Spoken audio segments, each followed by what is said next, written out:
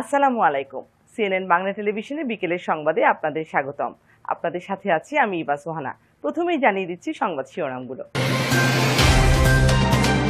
23শে June Bangladesh Awami লীগের গৌরবময় পথে চলার 75 বছরের প্রতিষ্ঠা বার্ষিকী উপলক্ষে কৃষি ব্যাংকের সামনে শুক্রবার বিকেলে এক বিশাল জনসভার আয়োজন।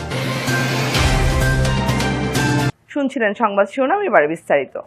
মুন্সিগঞ্জ সদর কৃষি ব্যাংকের সামনে 23শে জুন বাংলাদেশ আওয়ামী লীগের গৌরবময় পথে চলার 75 বছরের প্রতিষ্ঠা বার্ষিকী উপলক্ষে শুক্রবার বিকেলে এক বিশাল জনসভার আয়োজন করা হয়।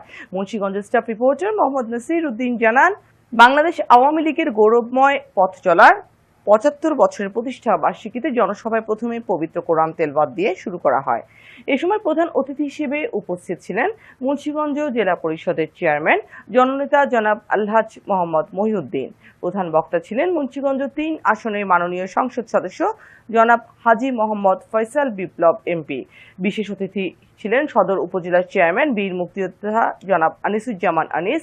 অতিথি হিসেবে আরও উপস্থিত ছিলেন মুন্সিগঞ্জ পৌর আওয়ামী লীগের সভাপতি জনাব অ্যাডভোকেট আব্দুল মতিন, পৌর আওয়ামী লীগের সাধারণ সম্পাদক মোহাম্মদ সৈদুর রহমান ভূঁইয়া।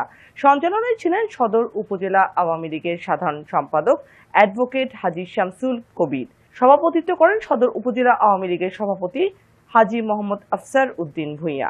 দর্শক, এতক্ষণ সাথে থাকার জন্য সবাইকে ধন্যবাদ। আমাদের পরবর্তী সংবাদ দেখার আমন্ত্রণ জানিয়ে আপনাদের কাছ থেকে বিদায় নিচ্ছি আমি ইবা সোহানা। আল্লাহ হাফেজ।